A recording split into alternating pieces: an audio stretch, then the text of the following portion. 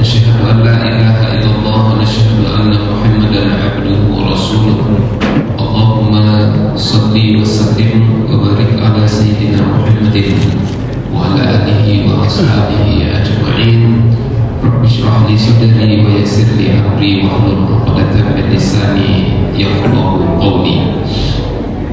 Ayah, ibu, orang tua kami, ulama, jadi pandai, tokoh masyarakat, imam, bilal, abang kakak, adik-adik yang kami banggakan, yang besar tak dihimbaukan yang kecil tak disebut nama, kami doakan semoga kita semua senantiasa dalam keadaan sehat walafiat. Allah beri kita rezeki yang penuh berkah, berlimpah ruah, dan kemudian semoga Allah kokohkan iman istiqomah kita sampai nanti kita semua kembali menghadap Allah Subhanahu wa Ta'ala. Rumah tangga kita semoga Allah jadikan rumah tangga dan sakinah, mawaddah, warahmah, bahagia kita berkekalan sampai ke surganya Allah Ta'ala. Anak-anak kita semoga Allah jadikan anak-anak yang soleh lagi solehah, amin ya rabbal alamin. Bersyukur kita kepada Allah Ta'ala atas segala nikmat dan karunia yang Allah anugerahkan kepada kita semua. Banyak-banyak kita ucapkan Alhamdulillahirabbil alamin. Pagi ini Allah masih hidupkan kita, Allah masih sehatkan kita, Allah masih memilih kita sebagai hambanya. Dan sekian banyak orang yang sehat, dan sekian banyak orang yang sakit, dan sekian banyak orang yang kaya, dan sekian banyak orang yang miskin, dan sekian banyak orang yang capek, dan sekian banyak orang yang masih punya waktu lapang. Kita yang Allah pilih untuk menjadi hambanya yang punya kaki, di mana kaki kita ini masih kuat untuk melangkah menuju rumahnya. Kita yang Allah pilih untuk menjadi hambanya yang masih punya hati, di mana hati kita bergetar mendengarkan seruan azannya. Maka ini adalah nikmat yang semestinya kita mensyukurinya. Oleh karenanya banyak-banyak kita mengucapkan Alhamdulillahirabbil alamin. Salawat dan salam kita doakan semoga senantiasa tercurah untuk kekasih kita baginda dan mulia Nabi Muhammad sallallahu alaihi wasallam. Allahumma shalli ala sayyidina Muhammad wa ala ali sayyidina Muhammad. Assalamu alayka ya Rasulullah. Ayah bunda, kita awali ta'lim kita pada subuh kali ini dengan sama-sama kita baca surat Al-Fatihah. Boleh? Baik. A'udzu billahi minasyaitonir rajim. Bismillahirrahmanirrahim. Alhamdulillahi rabbil alamin. Ar-Rahmanir Rahim. Maliki yaumiddin. Iyyaka na'budu wa iyyaka nasta'in. Ihdinas siratal mustaqim. Siratal ladzina an'amta 'alaihim ghairil maghdubi 'alaihim waladdallin.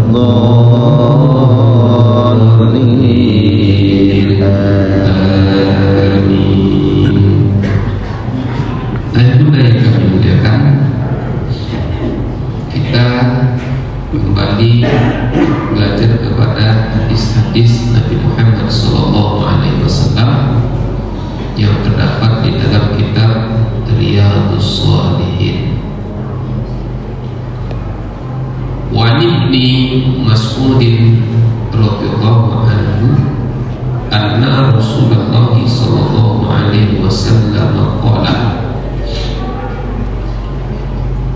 Dari Ibnu Mas'ud, maksudnya Abdullah bin Mas'ud, Allah meridhoinya, Allah meridhoinya bahwasannya Nabi Muhammad SAW bersabda. Jadi hadis yang akan kita kaji ini sahabat yang menerimanya dari Rasulullah, namanya siapa? Abdullah bin Mas'ud. Siapa Abdullah bin Mas'ud ini?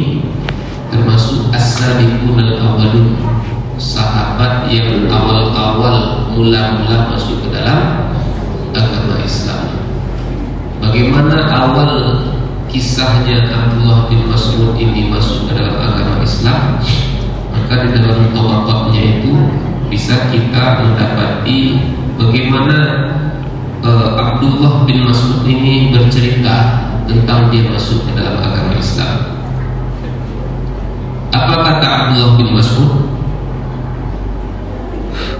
Kuntu gulaman yafiyan ura'i ghanaman li Uqbata ibn Abi Mu'id. Dulu ketika aku masih sangat belia sekali, maksudnya muda, belia sekali, kata Abdullah bin Mas'ud,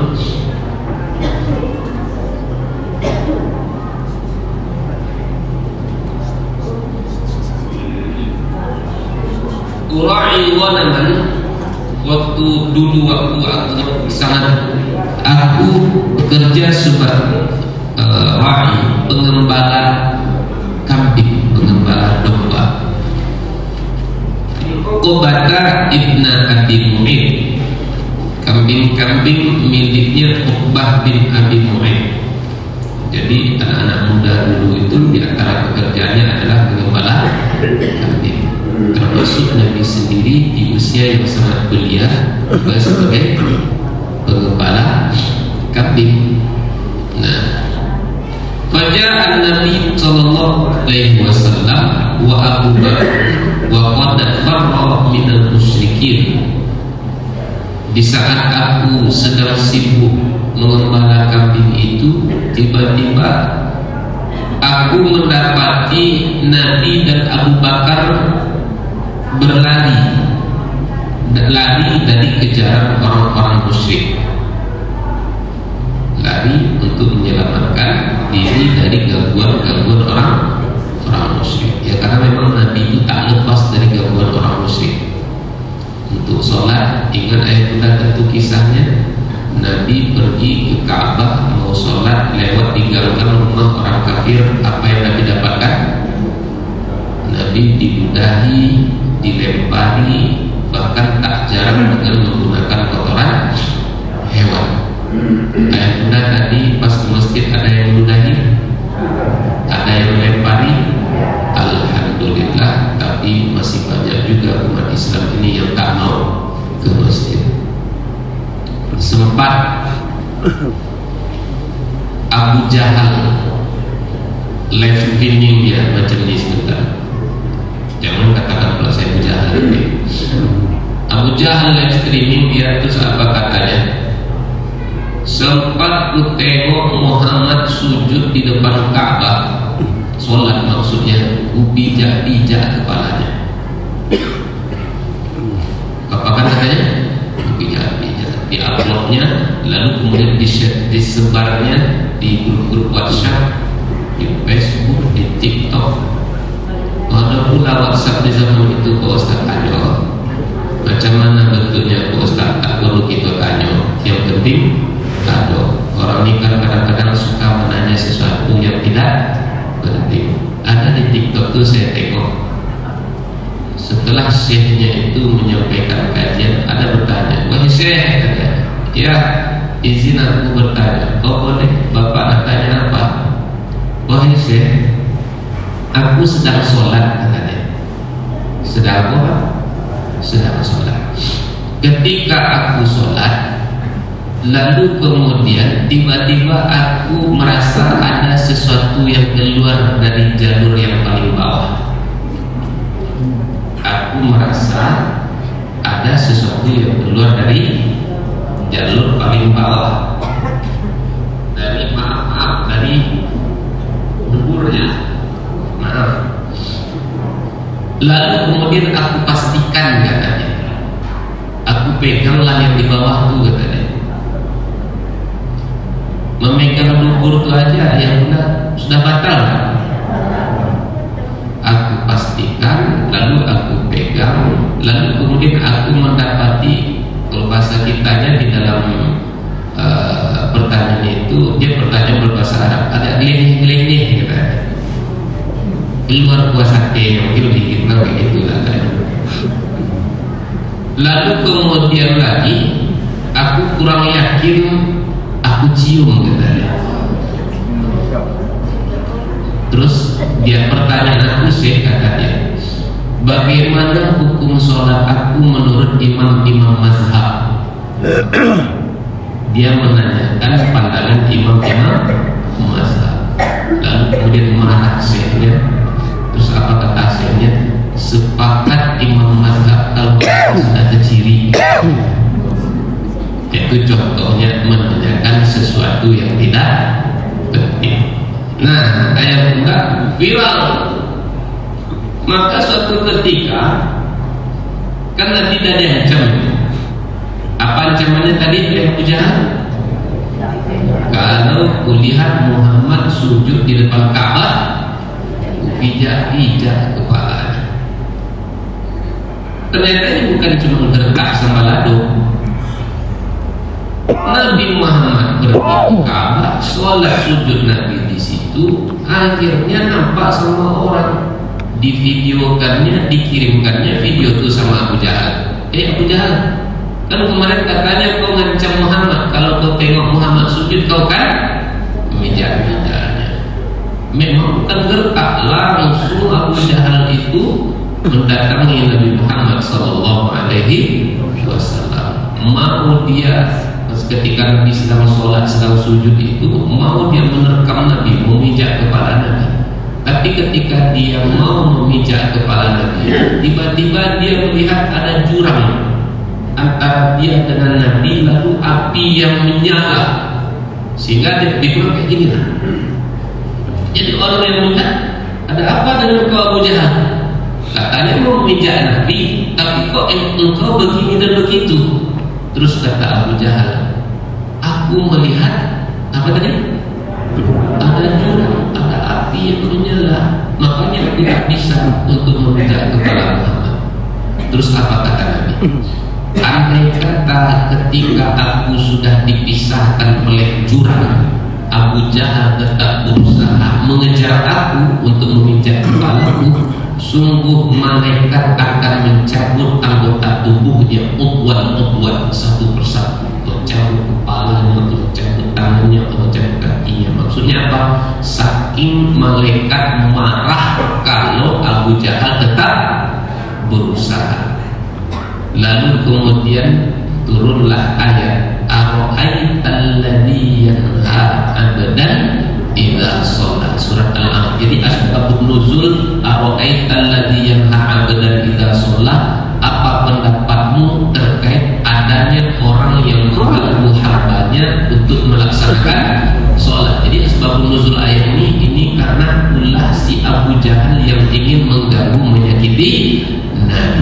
Jadi kata Abdullah bin Mas'ud, di saat aku sedang menggembala, tiba-tiba ada Abu Bakar bersama Nabi yang lari dari kejaran orang-orang musyrik, lalu mendatangi Abdullah bin Mas'ud. Faqala, Abu Bakar dan Nabi berkata, ya ulang hal indaka min labanin tusqina. Wahai Abdullah, ya, engkau ada susu kambing enggak yang bisa kami minum? Dari tadi kami dikejar-kejar, lagi kami dalam keadaan haus. Bayang sama Ibunda di tengah gurun, di tengah terik matahari, dikejar-kejar, tentu sangat haus sekali. Wahai anak muda, kata Nabi Abu Bakar, ada air minum enggak? Ada susu enggak? Kami haus sekali. Lalu kemudian fakultu inni muhtaminun walastu saqikuma. Kata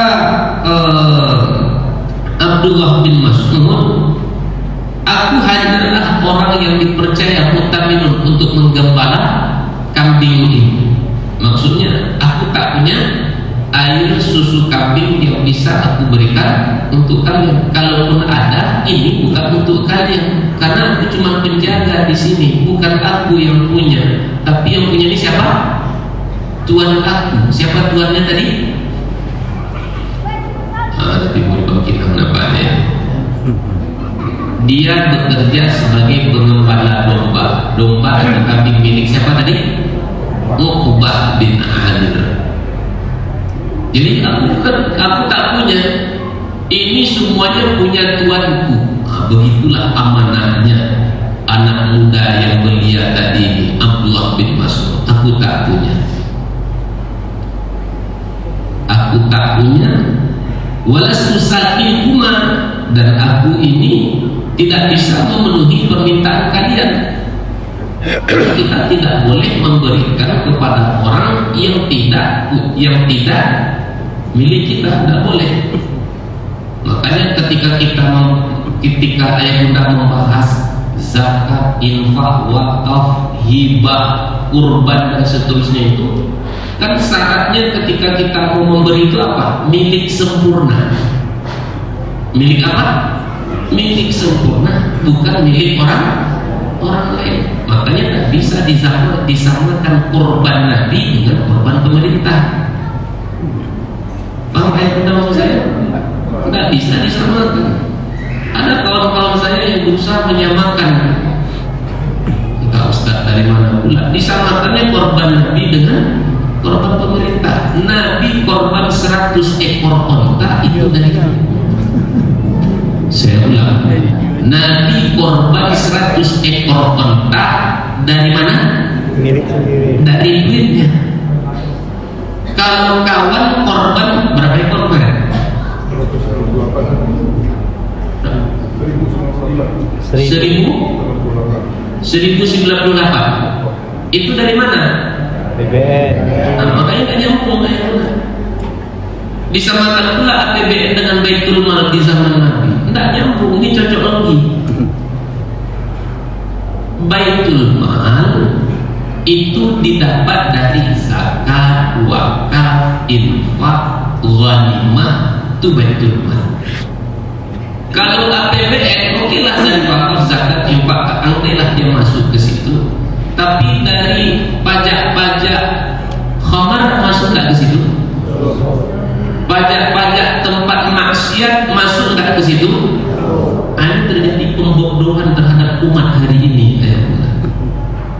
Makanya ketika ada kawan saya yang muji-muji terus berusaha untuk menyamakan, dia kadang-kadang, mohon maaf, ada yang kemudian mencocok-cocokkan sesuatu yang tak bisa dicocokkan, tapi kemudian dipaksakan. Saya WA, saya cari, baru saya bilang, setahu saya abang ini dulu kritikus Anda, abang ini oposisi yang tak tanggung-tanggung. Kalau memang ada kebijakan yang bertentangan dengan aturan dan norma-norma agama, abang vokal sekali. Lalu sekarang postingan abang kok isinya pujian-pujiannya aja terus. Saya bilang, kok abang bukan seperti orang yang saya kenal, berubah abang sekarang, abang. Saya bilang, risau saya dengan postingan abang. Abang kok tak ubahnya seperti penjilat. Saya bilang, saya perhatikan betul, oh kawan sudah dapat jabatan ternyata memang kita bisa melihat orang itu ketika dia sudah mendapatkan nikmat-nikmat dunia, banyak orang yang berubah. Kok tersumbat mulut abang untuk menyampaikan hak itu hak, yang batil itu batil. Abang sebagai orang yang tahu agama, kedekatan abang dengan penguasa, ulama dekat dengan penguasa, dia sebagai penasehat bang. Saya bilang, kalau ulama dekat dengan penguasa hanya kerjaannya memuji saja, itu penjilat namanya itu bang. Berarti abang ini penjilat. Saya bilang, ini saya sampaikan kepada abang karena saya peduli, karena saya risau dengan abang. Bisa jadi nanti posisi abang saya mendapatkannya, maka di saat saya ada pada posisi itu, abang tegur juga saya kalau saya salah. Wa tawassaw bil haqqi wa tawassaw bis sabri. Jadi ulama dekat dengan penguasa sebagai penasehat, bukan sebagai apa. Ingat baik-baik itu Pak, apa guna kita mengaji selama ini? Saya bilang, seberapa jauhlah dunia ini. Nah, ayat bunda dimuliakan Allah, aku nak cerita ke APBN pula kita begini nih. APBN dengan Baitul Mal bisa disamakan?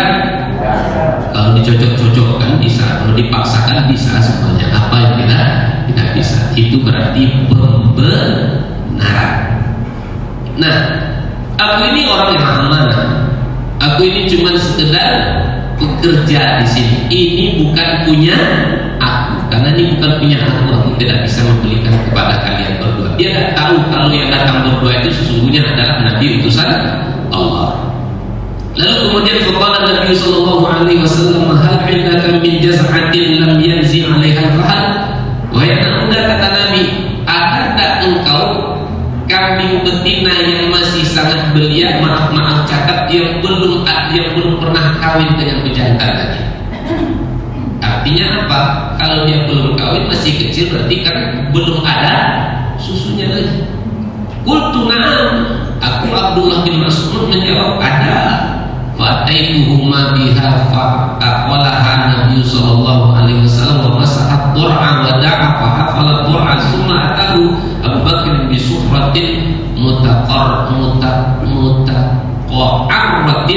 fahtalaba fiha fasyariba Abu Bakr summa syaribtu summa qala lidur'i iqalib faqala fa'ataituhu ba'da dhalika faqultu alimni min hadzal qaul qala innaka ghulamun mu'allim. Jadi ketika dia bawa kambing betina, anak kambing betina itu kepada Nabi, lalu kemudian Nabi usap-usap kambingnya, lalu kemudian Nabi pegang bagian bawahnya sampai kemudian penuh dengan kantong dengan susu. Lalu kemudian Abu Bakar pergi mengambil batu yang cekung sebagai tempat minumnya, supaya tidak memakai punyanya siapa?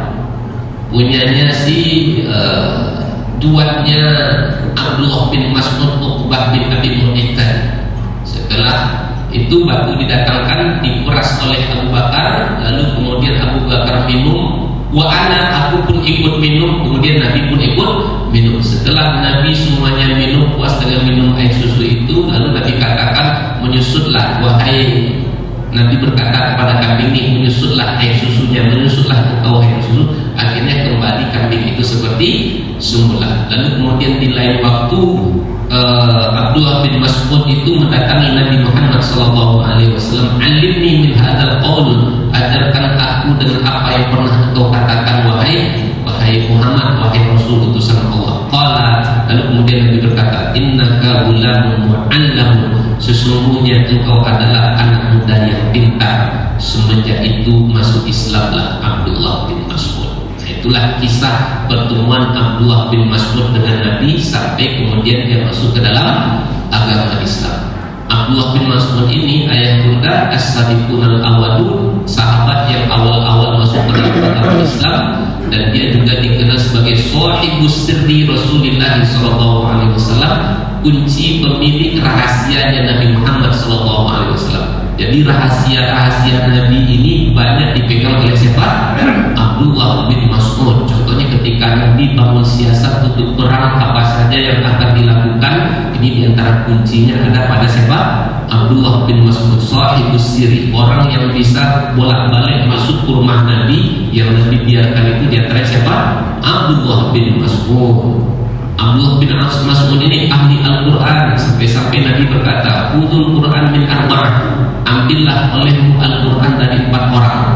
Dari siapa saja yang 4 orang ini? Min Abdullah bin Mas'ud, dari Abdullah bin Mas'ud. Lalu kemudian yang kedua dari Salim. Lalu ketiga min Salman, dari Salman. Lalu kemudian yang keempat dari Ubay bin Ka'ab. Jadi Abdullah bin Mas'ud ini dikenal juga sebagai sahabat yang ahli Al-Quran. Kalau dia bukan ahli di bidang Al-Quran, maka Nabi tidak akan menyuruh sahabat untuk belajar Al-Quran kepada Abdullah bin Mas'ud. Abdullah bin Mas'ud ini juga ayah bunda orang yang dikenal dan pernah diejek oleh sahabat karena betisnya yang kecil. Kenapa dia pernah diejek? Betisnya kecil. Suatu ketika Nabi menyuruhnya untuk naik ke sebatang pohon. Ketika dia naik, nampak sama sahabat betisnya yang kecil. Akhirnya sahabat itu menertawakannya. Terus apa kata Nabi? Demi Allah, sesungguhnya betisnya Abdullah bin Mas'ud di sisi Allah lebih berat daripada timbangan Uhud. Berapa besarnya Uhud itu? Lebih kurang 7 kilo. Tapi betisnya Abdullah bin Mas'ud lebih berat dari Bukit Uhud. Maksudnya amalnya, kebaikannya yang begitu amat sangat banyak. Nah, ayah bunda, hadis ini diriwayatkan oleh Abdullah bin Mas'ud bahwasanya Nabi Muhammad SAW berkata, kata Nabi bersabda, innaha satakunu ba'di atharatun wa umurun tunkirunaha. Kata Nabi, akan datang masanya nanti, kata Nabi, setelah aku meninggal dunia akan datang masanya engkau akan mendapati munculnya orang-orang yang asaratun, mementingkan diri sendiri. Apa istilahnya Pak? Orang yang mementingkan diri sendiri ini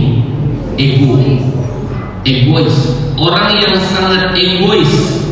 Dan engkau juga akan mendapati munculnya umurun tungkirunah, banyak hal yang engkau mengingkarinya, banyak kalian yang tidak menyukainya.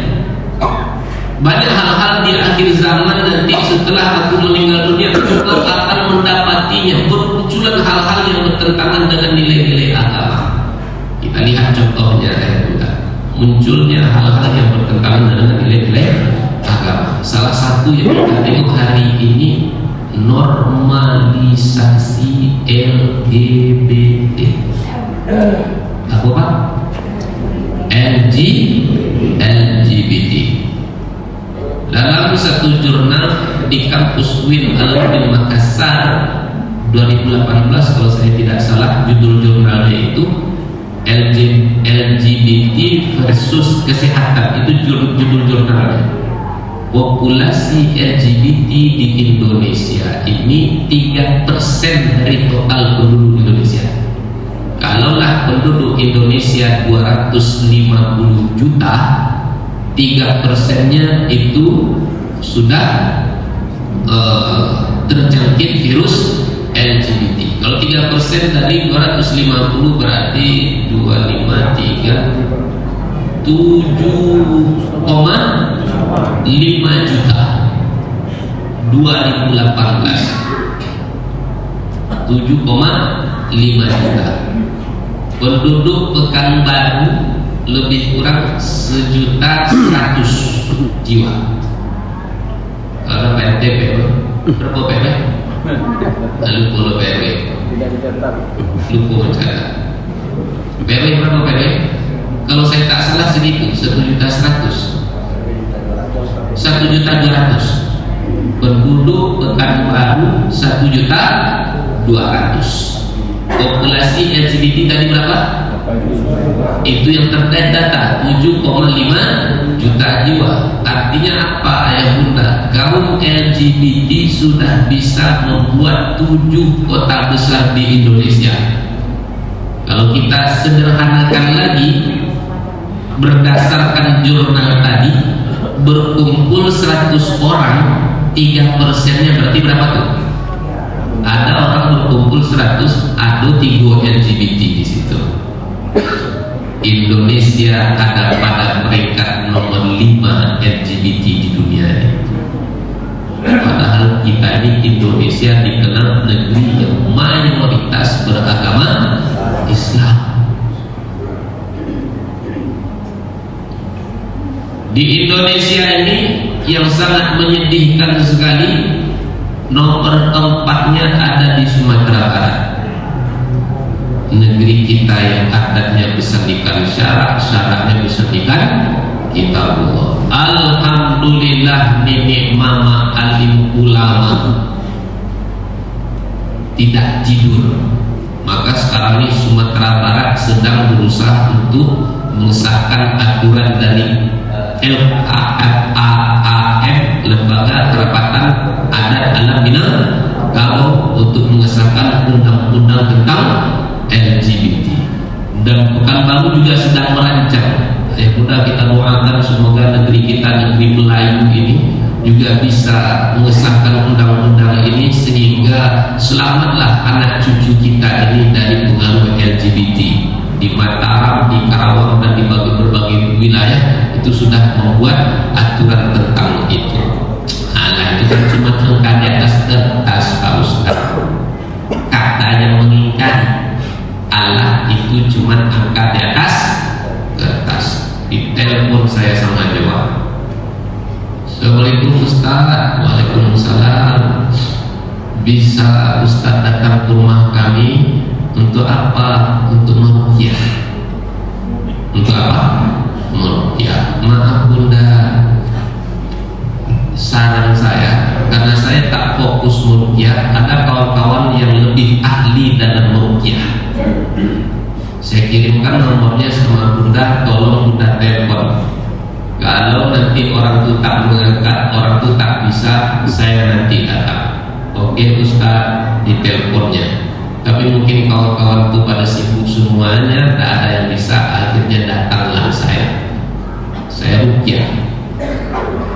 Sebelum ruqyah itu kan kita akan tanya-tanya dulu, ini kenapa kok bisa dia kemasukan setan. Singkat cerita, Bunda dimuliakan Allah, setelah saya telusuri cerita maknya, jadi emak anak ini kelas 3 SMP pacaran dengan kelas 3 SMA. Kelas 3 SMP pacaran dengan kelas 3 SMA. Bukan laki-laki dengan perempuan, tapi laki-laki dengan laki-laki pula. Lalu kemudian yang kelas 3 SMP ini diputuskan oleh yang kelas 3 SMA. Tak terima. Karena diputuskan, walhasil nasi dimakan rasa sekam, air diminum rasa duri, hidup sudah tidak ada artinya lagi. Karena merasa hidup sudah tak berarti, akhirnya mau bunuh diri. Ini cerita keluarga sama saya. Pas mau bunuh diri, nampak sama emak dan bapaknya, berontak dia. Pokoknya dia mau bunuh diri. Pas dia berontak itulah di situ kemudian dia mungkin bisa berontak, pikiran lagi tak normal barangkali, lalu kemudian lewat setan kemasukan. Dan kemasukan, disitulah sebab saya diundang, diminta untuk meruqyahnya. Setelah saya ruqyah, pada akhirnya saya pancing-pancing dia untuk curhat. Karena saya sudah mendapati informasi dia pacaran dengan siapa tadi? Dengan sesama jenisnya. Entah mengapa kepo pula saya, karena saya ingin tahu sejauh mana hubungannya dengan laki-laki. Saya tanya, pernah tak sederhananya berbuat seperti yang dibuat oleh umat Nabi Lut? Tidak ada Pak, katanya. Jujurlah sama saya, saya korek-korek terus. Singkat cerita, setiap kami bertemu kami melakukan itu. Setiap bertemu kami melakukan. Ya maknya tidak curiga.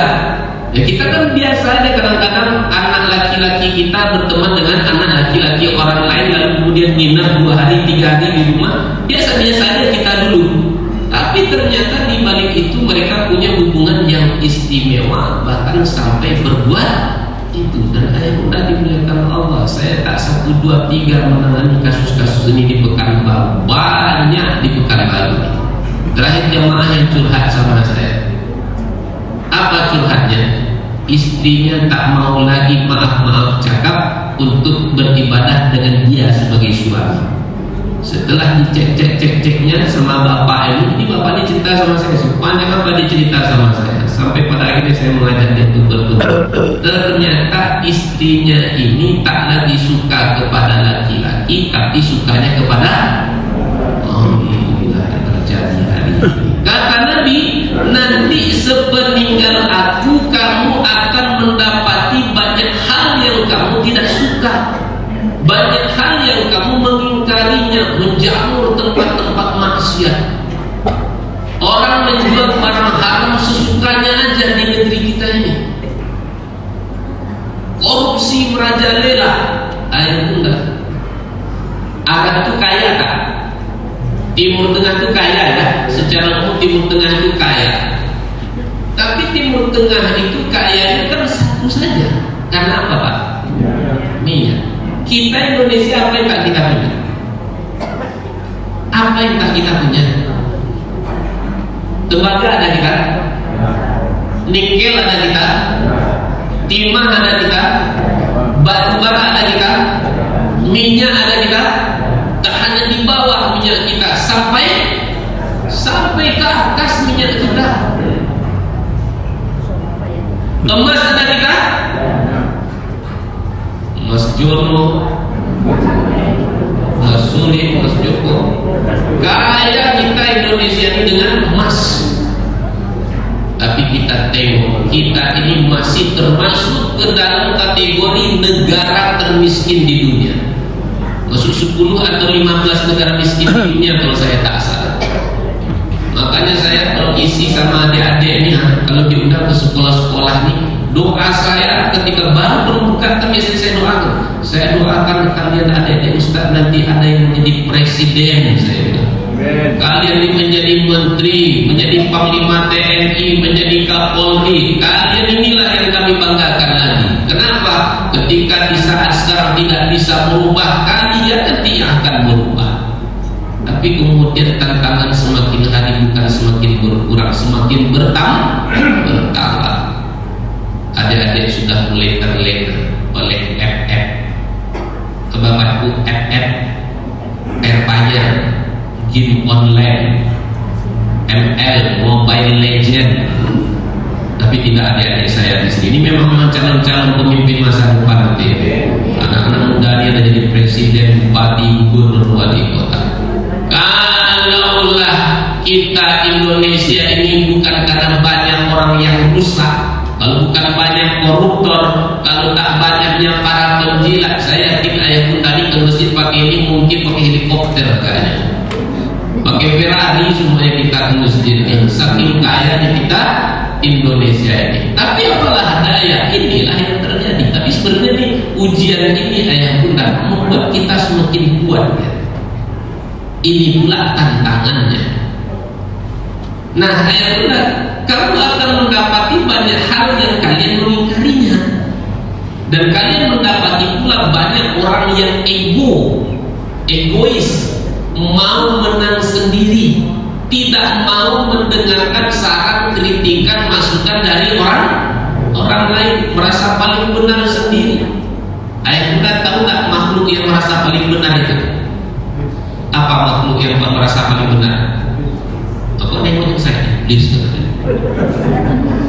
Setan, iblis itulah dia. Disuruh sujud sama Nabi Adam, mau dia? Tak mau. Kenapa kau tak mau sujud sama Adam? Karena khairun minhu, lebih baik. Khalaqtani min nar wa khalaqtahu min tin. Aku ciptakan engkau dari api, sementara Adam kau ciptakan dari tanah. Tidak mau ku sujud sama Adam tu ya Allah. Iblis merasa benar sendiri, ego, tak mau mendengarkan saran, kritikan orang. Saking egonya ayah bunda, saya tak habis pikir. Sudahlah duit banyak, mobil banyak, nah, istri belum, mobil banyak, duit banyak, rumah banyak, masih juga korupsi sampai 271 triliun. Apalah yang ada dalam orang-orang, dalam dadanya orang-orang seperti ini. Satu hari gajinya 1 miliar. Sehari berapa? 1 miliar. Kalau setahun berapa tuh? 365 miliar. Masih tidak cukup juga. Akhirnya apa? Allah marah. Nah, ayat kita dimuliakan Allah. Sahabat kemudian berkata, ya Rasulullah, fama ta'muruna, di saat kami mendapati kondisi-kondisi seperti itu, banyaknya orang yang egois, banyaknya hal-hal yang kami mengingkari yang bertentangan dengan aturan-aturan agama, apa yang engkau perintahkan kepada kami wahai Rasul? Qala, kemudian Nabi mengatakan, tu'addunal alladzi 'alaikum wa tas'aluna Allaha alladzi lakum. Kata Nabi, tunaikanlah apa yang menjadi kewajiban kalian. Apa yang menjadi kewajiban lakukan, dan mintalah wa tas'aluna Allaha alladzi lakum, dan mintalah hak kalian kepada Allah. Itu nasihatnya. Di saat kita menghadapi kalau bahasa orang carut marut yang terjadi hari ini, perintah Nabi kepada kita, tetap lakukan apa yang menjadi kewajiban. Nah, di antara kewajiban kita menghadapi hal-hal yang banyak bertentangan dengan agama itu, salah satunya apa, ayah bunda? Kita pakaikan hadis Nabi, man ra'a minkum munkaran falyughayyirhu biyadihi, fa in lam yastati' fa bi lisanihi, fa in lam yastati' fa bi qalbihi, ala wa dzalika af'alul iman. Siapa di antara kamu yang melihat kemungkaran, maka hendaklah dia mencegah dengan tangan.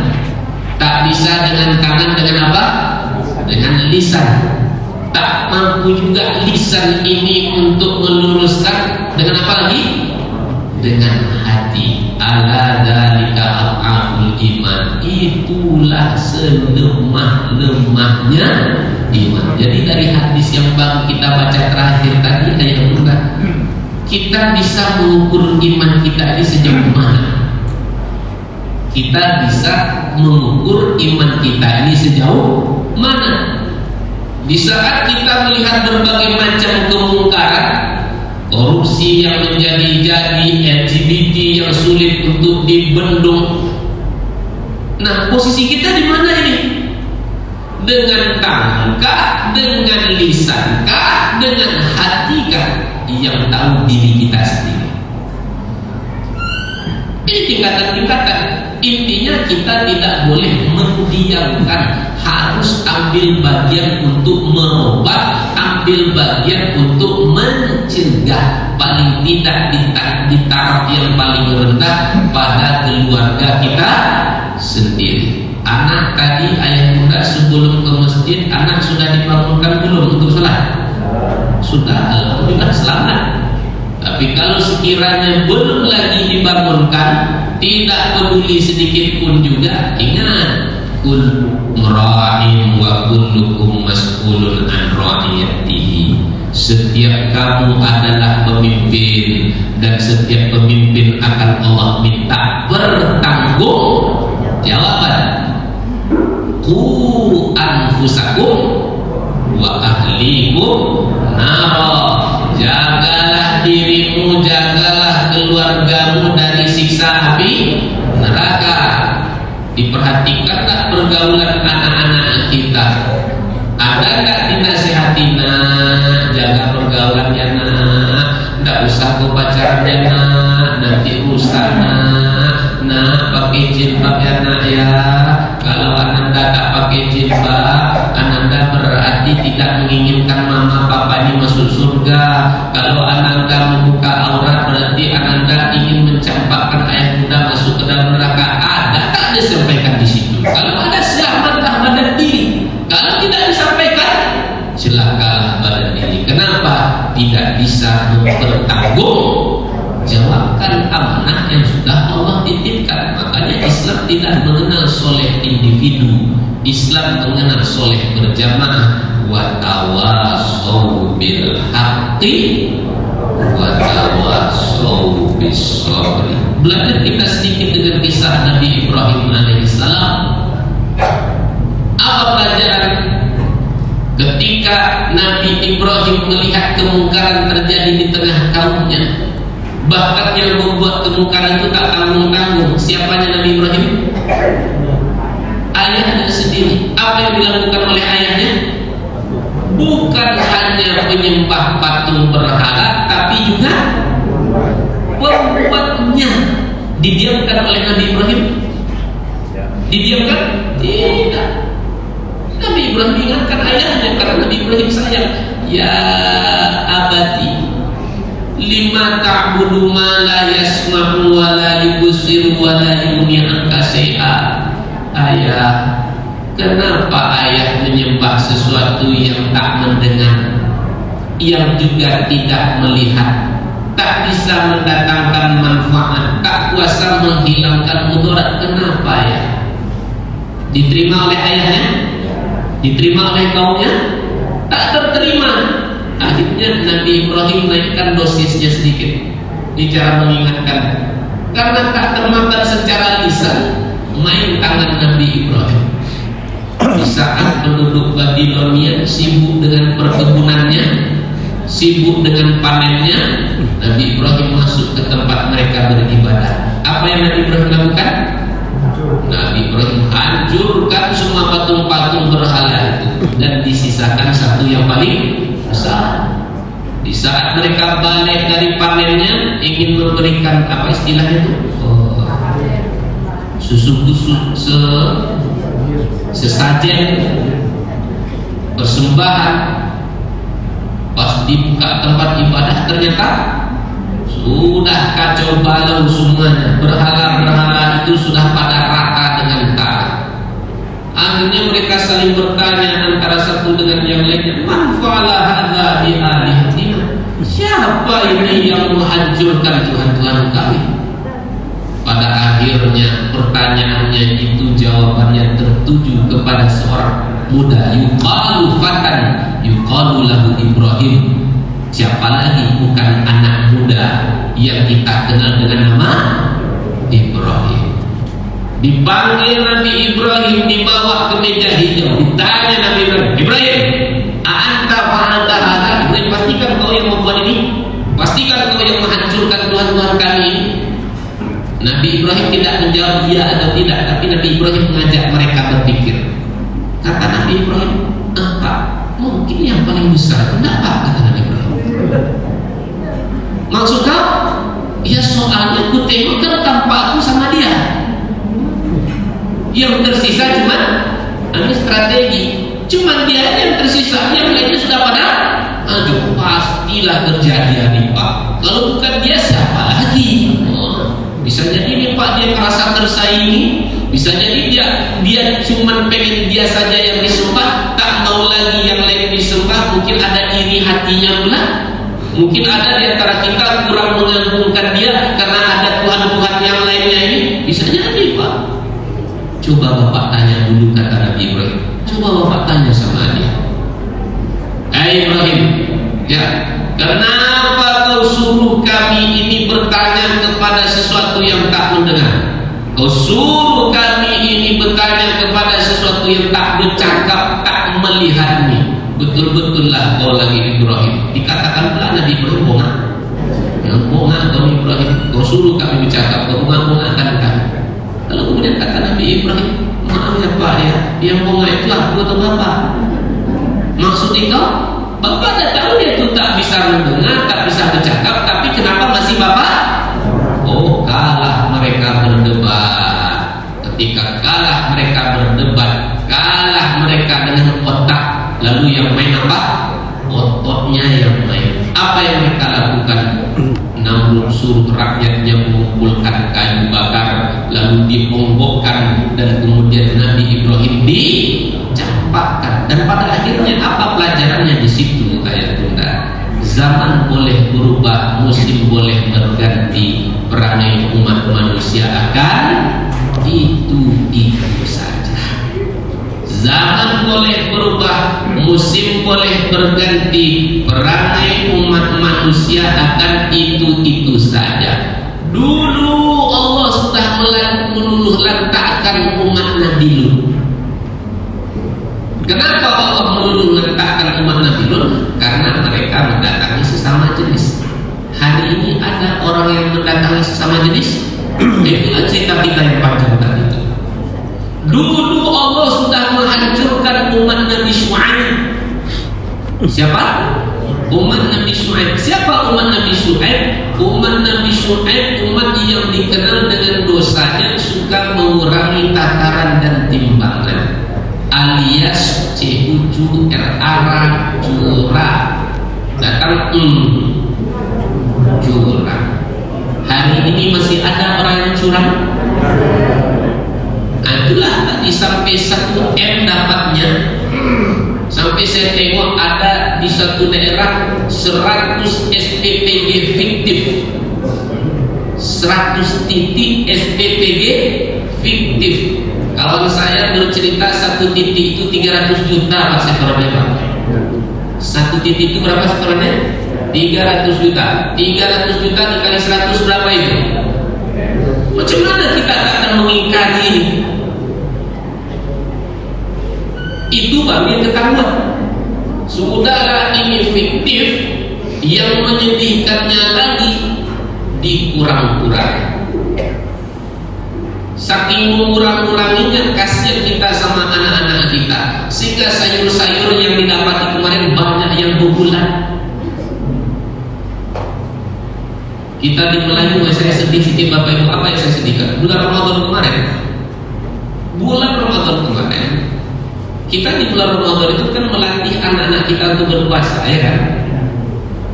Biasanya orang kalau makan itu kan ya sembunyi-sembunyi.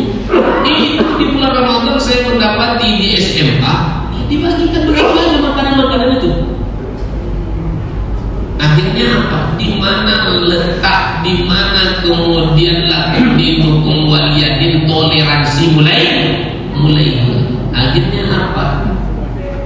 Semestinya yang tak berpuasa menghormati yang berpuasa.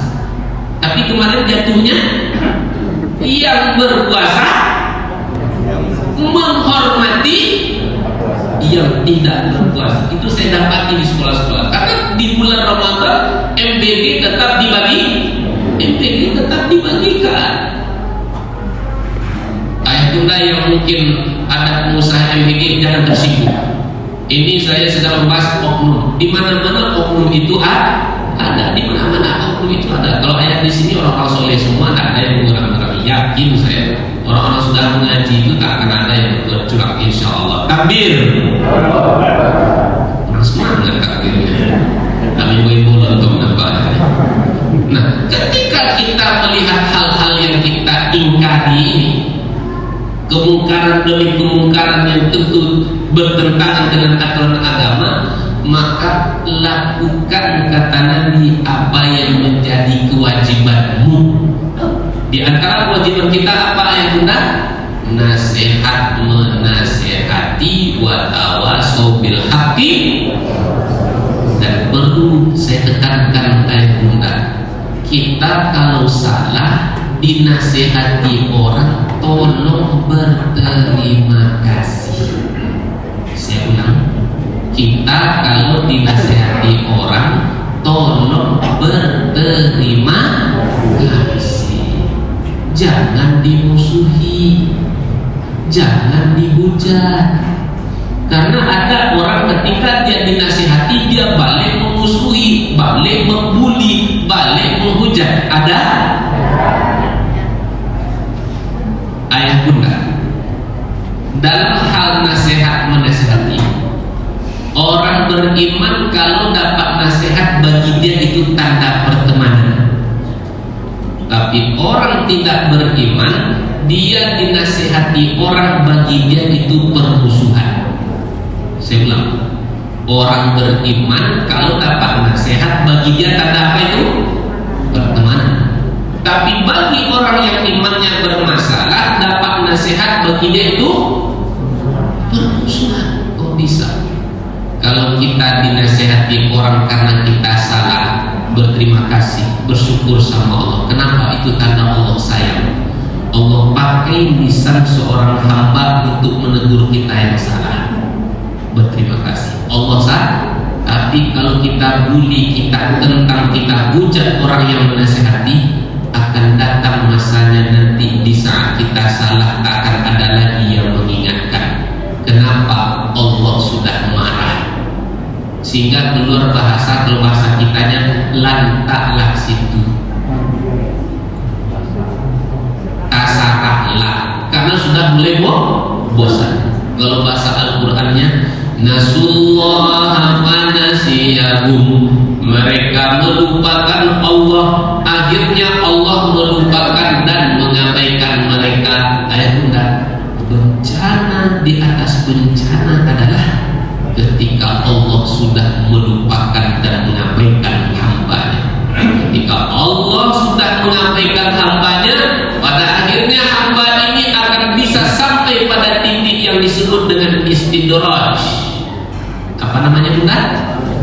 istidraj. Apa itu istidraj? Allah tangguhkan datangnya azab.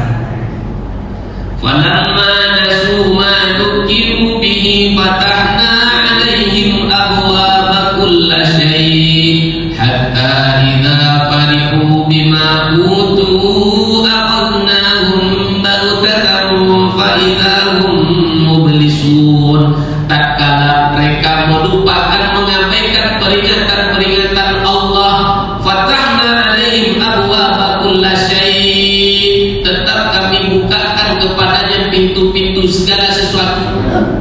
Jabatannya tetap naik, perusahaannya tetap maju, anak tetap sukses, rumah semakin besar, sehat-sehat semua keluarga, tidak ada masalah sedikit pun juga. Hati-hati, kalau orang mendapatkan nikmat yang banyak tapi dia jauh dari Allah, itu bukan nikmat tapi azab. Saya ulang, kalau ada orang merasa dapat nikmat semuanya dia dapat, tapi dia semakin jauh dari siapa tadi? Dari Allah, itu bukan nikmat tapi justru azab. Dan kita jangan pula iri dengan orang seperti itu. Ustaz, awak dah tunggang punggi sholat tahajud, sholat duha, puasa Senin Kamis, sedekah sekalipun ekonomi dalam keadaan payah, tapi awak masih susah juga Pak Ustaz. Sementara si anu sholat tidak, puasa tidak, semuanya tidak, tapi rumahnya semakin besar, bininya semakin besar. Gimana tuh Pak Ustaz? Saya ingin menghibur, berikan kabar gembira untuk ayat Bunda. La talbitu fajiran bi ni'matin fa innaka la tadri ma walakin ba'da mautihi. Jangan engkau iri melihat orang yang mendapatkan nikmat padahal dia ahli maksiat. Kenapa? Engkau tak akan pernah tahu bagaimana pedihnya azab yang akan dia dapat ketika dia sudah masuk ke dalam kuburnya. Kata adik-adik saya, anak muda, Ustaz ya enak betul si anu tuh ya, enaknya cemana? Pergi ke kantor, pergi ke kampus, antar jemput, tak peduli siang malam, hujan badai, terik matahari. Awak Pak Ustaz yang sudah menjaga diri, yang tak ada pacaran nih, sampai sekarang masih bujang laku Pak Ustaz, masih tak laku awak Pak Ustaz. Jangan iri, tengok dia nih Pak Ustaz naik motor, macam kecepatannya cuma 20, pegangannya 190. Tengok macam mana anak cigak bergaya dengan induknya, macam itulah bonceng-bonceng naik Honda. Nampaknya bahagia itu Pak Ustaz, itu bahagia yang fana, itu bahagia yang semu. Ustaz, nanti kalau awak tak pacaran Pak Ustaz, lambat awak dapat jodoh. Ingat baik-baik adikku, pacaran tidak mempercepat jodoh, tak pacaran tidak memperlambat jodoh. Andaikan pun engkau bertakdir dengan dia menjadi pasanganmu, engkau sudah memulai sesuatu yang baik dengan hal yang buruk. Engkau memulai sesuatu yang baik dengan hal yang buruk. Jadi tidak ada cerita pacaran. Nah, ayat Bunda dimuliakan Allah. Di saat kita melihat kemungkaran itu, hal-hal yang kita ingkari, kewajiban kita apa tadi? Merubahnya. Lakukan apa yang menjadi kewajiban, lalu kemudian minta apa yang menjadi hak kita kepada Allah. Di antara hak kita yang kita minta kepada Allah apa? Allah berikan kepada kita kesabaran, Allah berikan kita pahala atas hal-hal yang kita hadapi. Dengan itu semua kita disebut sebagai hambanya yang bertawakal kepada Allah. Kata Allah, wa man yatawakkal 'alallahi wa huwa hasbuh. Siapa yang bertawakal kepada Allah, maka Allah akan mencukupkan baginya pahala kebaikan yang banyak, tak hanya di dunia tapi nanti sampai di akhirat sana. Ayah Bunda, inilah materi kita pagi ini, pembahasan tentang hadis. Ini hadis yang diriwayatkan oleh siapa tadi? Abdullah bin Mas'ud. Mudah-mudahan ada kebaikan yang bisa kita ambil iktibar. Sebelum kami tutup dengan salam, ayah Bunda, ada yang tidak ditanyakan? Tidak. Alhamdulillahirabbil alamin. Sama-sama kita berdoa. Nauzubillahi minasyaitonirrajim. Bismillahirrahmanirrahim. Alhamdulillahirabbil alamin, wassalatu wassalamu ala asyrofil anbiya'i wal mursalin wa ala alihi wa وأصحابه أجمعين.